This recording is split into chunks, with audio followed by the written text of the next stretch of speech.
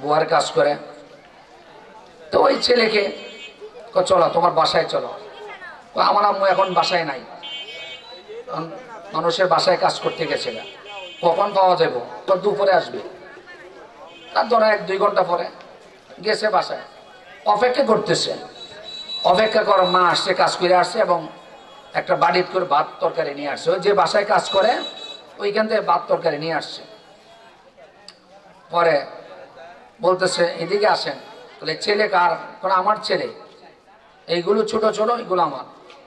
তো এই ছেলে মাদ্রাসা পড়ার মতো মোটামুটি বড় হয়েছে, ওকে মাদ্রাসা পড়াবেন, দিবেন? আমরা যদি খরচ দেই, কোথায় ও খরচ দিলে আমি কিভাবে চলবো?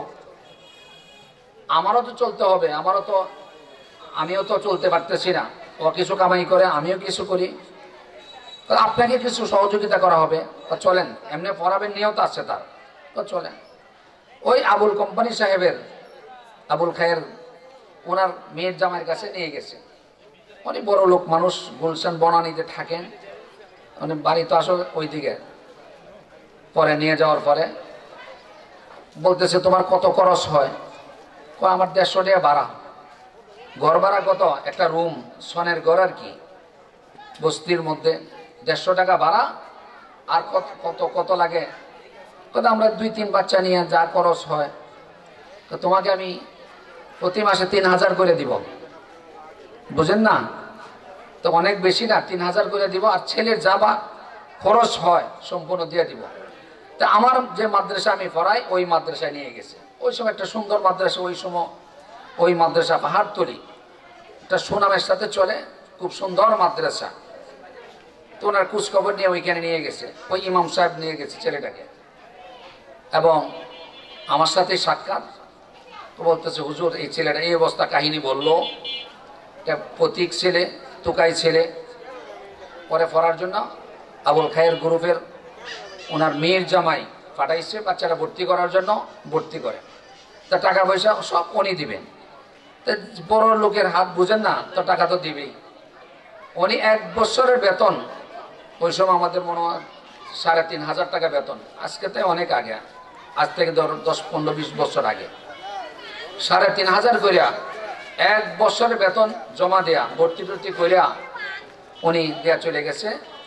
তার মার বাসা কাছেই, কাছাকাছি। তো দেখাশোনা মা করে, বেতন তো চলতে আছে, মাদ্রাসার যা কমপ্লিট করে দিয়ে গেছে। এইভাবে আস্তে আস্তে আস্তে আস্তে ছেলে পড়াশোনা করতে লাগবে। আল্লাহর মেহরবানি, ছেলে তো ভালো হাফেজ হয়ে যাইতেছে। মাঝে মাঝে একটু দুষ্ট হয়ে যেত, বাসা তো বস্তির মধ্যে বুঝেন তো, পরিবেশ খুবই খারাপ। ওইখানে যা একটু উল্টা পাল্টা হয়ে যায়, আবার ধরে ধরে আনি, আবার ঠিক হয়ে যায়, ভালো হয়ে গেছে মাশাআল্লাহ। সে একটা ভালো হাফেজ হয়েছে, মাও খুশি, বাবা তো নাই, তারাও আনন্দ যারা হাফেজ বানাইছে। এরপরে বলছে তুমি যেখানে পড়তে চাও, আমাকেও বলছে, মাঝে মাঝে ফোন করতো মেয়ের জামাই, যে হুজুর সে আমাদের দেশে না, শুধু যদি সৌদি আরব পড়তে যায় এবং মিশর পড়তে যায় সেই খরচ আমি দিব, ইন্ডিয়া পড়তে যাবে আমি খরচ দিব, যত পড়তে পারে দেওবন্দে যাবে আমি খরচ দিব। যে ঘটনাক্রমে ছেলে হাফেজ হওয়ার পরে তারাবিও পড়াইছে, ভালো হাফেজ হয়েছে আলহামদুলিল্লাহ। কিন্তু এরপরে যে আলিয়াতে ভর্তি হয়েছে, ওইখানে যাওয়ার পরে কিছুদিন পরে একটু বেলাইন্য হয়ে গেছিল, কোনো দলের সাথে সম্পৃক্ত হয়ে গেছিল। এরপর আবার ফিরে আসছে, এখন শুনলাম আছে, ভালোই ইমামতিও করে। এখন তো মাশাআল্লাহ তার মা, তার ভাই বোন সবাইকে নিয়ে সুন্দরভাবে চলতেছে, সে ভালো কাজ কামাই করতেছে। চিন্তা করেন, এই ছেলেকে যদি মাদ্রাসা লাইনে না দিত, তাহলে সে কোথায় থাকতো? সে রাস্তায় থাকতো। ঠিক কিনা বলেন? ঠিক কিনা বলেন? আজকে সে সম্মানী হয়ে গেছে, দামি হয়ে গেছে। আজকে মাকে নিয়ে, তার ভাই বোনদেরকে নিয়ে সুন্দর সংসার চালাইতেছে, চলতেছে, একটা ভদ্র পরিবার হিসেবে গণ্য করা যায়। এই জন্য পিয়ারা হাজিরিন, আপনাদেরকে বলতেছি, আসলে পড়াশোনা করাইতে চাইলে, মন মানসিকতা থাকলে, তৈরি হলে টাকা পয়সার কোনো নাই, প্রয়োজন নাই। আলহামদুলিল্লাহ, আল্লাহ ব্যবস্থা করেন। এই জন্য আপনারা তৈরি হন, আপনাদের পরিবার থেকে ছেলে মেয়েদেরকে মাদ্রাসা লাইনে দেন। টকবেন না, আল্লাহর কসম করে বলছি, আমরা টকি নাই। আমরা মাদ্রাসা পড়াশোনা করে, হেফজ পরে হাফেজ হলাম, আলেম হলাম, মুফতি হলাম, আমরা ঠকে নাই, কসম করে বলছি, কসম, আমরা ঠকে নাই, আমাদের ছেলে মেয়েরা ঠকে নাই। আমরা এই লাইনে মাদ্রাসা লাইনে দিচ্ছি। আমরা যদি ঠকতাম তাহলে আমাদের ছেলে মেয়েদেরকে মাদ্রাসা লাইনে কোনোদিন দিতাম না, আমরা স্কুল কলেজে পড়াইতাম। কি বলেন? যেহেতু আমরা ঠকে গেছি, আর এই ঠকার পথে যাব না। তো আমরা ঠকি নাই, আপনারা ঠকবেন না। আপনাদেরকে ওয়াদা করে বলছি, কসম করে বলছি, ঠকবেন না ইনশাল্লাহ। দেন আজকাল বৃদ্ধাশ্রম, আমরা নাম শুনছেন বৃদ্ধাশ্রম, আচ্ছা কাদের বাবারা বলেন তো দেখি? কোন আলেমের বাবা আছে, মা আছে? আপনারা বলেন। বেশিরভাগ দেখেন বড় বড় গ্রাজুয়েট, ইঞ্জিনিয়ার, প্রফেসর, ডাক্তারদের পিতা মাতা আছে, কোথায় থাকে? বৃদ্ধাশ্রমে থাকে। ওদের বউ, ওরা এগুলা সহ্য করতে পারে না, বুড়া বুড়ির কেলেঙ্কারি এগুলো তারা সহ্য করতে পারে না। তাদের বাসা পরিষ্কার রাখতে হবে। এরকম বুড়া বুড়ি থাকার তাদের বাসা জায়গা নাই, নিজের জায়গা, নিজের ভবন, নিজের হাতে গড়া এই ভবনের মধ্যে থাকার পর্যন্ত জায়গা হয় নাই। তাকে স্থান কোথায় হয়েছে? বৃদ্ধাশ্রমে। তার পুত্রবধূ তাকে সহ্য করতে পারে না। ফেরা হাজিরিন, ইতিহাস তালাশ করেন, কোন মাদ্রাসা, কোন আলেম তার পিতামাতাকে বৃদ্ধাশ্রমে দিয়েছে? আপনি আজ পর্যন্ত আপনারা পত্রিকা, পেপার পত্রিকা দেখেন, খবর দেখেন, কোন আলেম ওলামাদের পিতামাতাকে বৃদ্ধাশ্রমে দেয় নাই। তারা গনিমত মনে করেন, কারণ এটা শিক্ষাই, এটা পিতামাতার যে হক আদায় করা। ওয়াকাদা রাব্বুকা আল্লা তা'বুদু ইল্লা ইয়্যা ওয়া বিল ওয়ালিদাইনি ইহসান।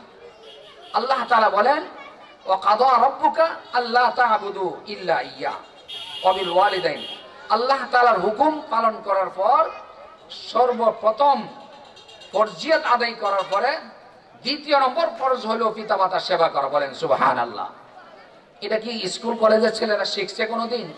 এরা কোরআন হাদিস পড়ছে, তারা বড় হয়েছে, পিতামাতারা মনে করে খুশি হয়, মাশাআল্লাহ আমার ছেলে ইঞ্জিনিয়ার হয়ে গেছে, আমার ছেলে পিএইচডি করছে, ডক্টরেট অর্জন করছে, এই করছে সেই করছে, মনে মনে খুশি। ভাই খুশি না, বিপদ আসতেছে দেখবেন আপনি তার বাসায় আশ্রয় পাবেন না। হাজারো ঘটনা আছে, হাজারো ঘটনা এরকম আছে। এই জন্য নিশ্চিত ছেলে মেয়েদেরকে মাদ্রাসা লাইনে দেন, পড়াশোনা করেন, ঠকবেন না ইনশাল্লাহ। এরা আজীবন আপনার সেবা যত্ন করবে, আপনার খেদমত করবে। যখন আপনার প্রয়োজন, আপনার শক্তি সামর্থ্য থাকবে না, ওই সময় ছেলেরা খেয়াল করে। আলহামদুলিল্লাহ আমরা করছি, আমরা কোনোদিন পিতামাতার অবাধ্য না। আমরা সারা জীবন যতদিন পিতামাতা বেঁচে ছিল, আমরা এরকম খেদমত করার জন্য কারাগারি লাগতো।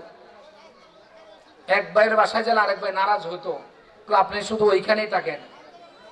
কথা বুঝে আসছে? মেয়েরা টানাটানি করে, মেয়েরা জামাইরা হাফেজ আলেম, আলহামদুলিল্লাহ। তো সবাই একই অবস্থা। এই লাইনে এই পরিবেশটা তৈরি হয়। এই দিনই পরিবেশ না হলে, দিন না শিখালে এই পরিবেশ কোনোদিন তৈরি হবে না। একজন একজনকে কদর করবে না, বড়কে ছোটরা সম্মান করবে না, আর ছোটরা বড়কেদেরকে শ্রদ্ধা করবে না, যদি দিনই এলেম না থাকে। ফেরা হাজিরিন, এই দিনই এলেম একমাত্র মাদ্রাসায় শেখায়, আলেম ওলামারাই শেখায়। এই কেন্দ্রগুলি, এই সেন্টারগুলি আপনারা খুব খেয়াল রাখবেন, এগুলো যদি ধ্বংস না হয়, তারা মাদ্রাসা যেন বন্ধ না হয়ে যেতে পারে। টাকা পয়সার অভাবে, খানার অভাবে, বেতনের অভাবে শিক্ষক থাকবে না, ছাত্ররা খাইতে পারবে না, এমন যেন না হয়ে যায়। এগুলো আল্লাহ তাআলার কাছে জবাবদিহিতা করতে হবে। হাদিসের মধ্যে আছে, লম্বা একটা হাদিস, তার অর্থটা বলছি। মুসলিম শরীফের হাদিস। রাসূল সাল্লাল্লাহু আলাইহি সাল্লাম বলেন, যে মহল্লা বা যে এলাকা অথবা যে বাড়িতে কোরআনে কারীমের সহি শুদ্ধভাবে কি করবে? তেলাওয়াত হবে, তালিম হবে, আল্লাহ তাআলার পক্ষ থেকে কোনো আযাব গজব আসলে আল্লাহ তাআলা উঠাই নেবেন। বলেন সুবহানাল্লাহ। তা আপনারা এলাকা যে মাদ্রাসাগুলি আছে, আপনাদের জন্য একটা বড় নিয়ামত। আপনারা সুখে শান্তিতে আছেন মনে করেন, আল্লাহ আমাদেরকে সুখে রাখছেন। কোনোদিন এই কথা আমরা বলি না আমাদের এলাকা মাদ্রাসা আছে, বলছি বলেন? চিন্তাও আসে না। আল্লাহ তাআলা এই দ্বীনি মাদ্রাসাগুলি উসিলা আল্লাহ তাআলা আমাদেরকে ইজ্জত সম্মানে, বিপদ আপদ থেকে মুক্তি করে আল্লাহ তাআলা আমাদেরকে রাখছেন। প্রিয় হাজিরিন, আমি আর দীর্ঘায়িত করব না। আল্লাহ তাআলা যদি তৌফিক দান করেন, শেষে কিছু আলোচনা করব। আল্লাহ তাআলা আমাদের সকলকে তৌফিক দান করেন। ওলামায়ে কেরামদের মাহফিল আসতেছেন, আসবেন। বিশেষ করে আমাদের জালালউদ্দিন সাহেব হুজুর আছেন, ওনার ছেলে আলহামদুলিল্লাহ আমার মাদ্রাসায় পড়ে। তো অত্যন্ত ওনার সাথে আগে থেকে পরিচয়, ওনাকে চিনি। এই জন্য ইনশাল্লাহ আমরা সকলে যে যেখানে এখনো ঘোরাফেরা করতেছি, রাস্তায় আছি, আসেন, প্যান্ডেলের ভিতরে চলে আসুন, আলোচনা শুনুন, ইনশাল্লাহ ফায়দা হবে আমাদের সকলের। নামাজ কয়টা?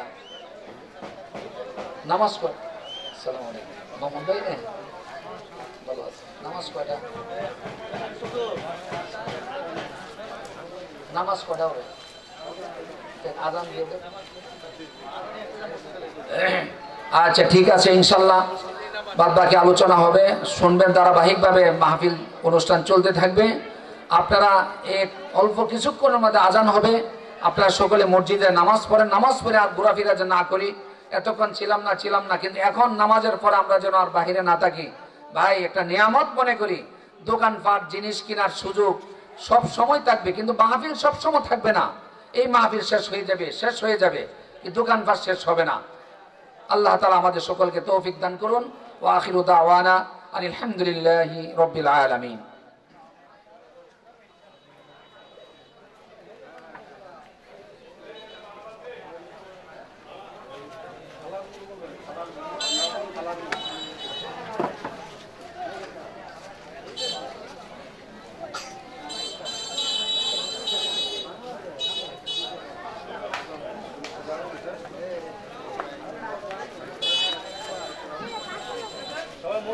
মসজিদে জামাত হবে।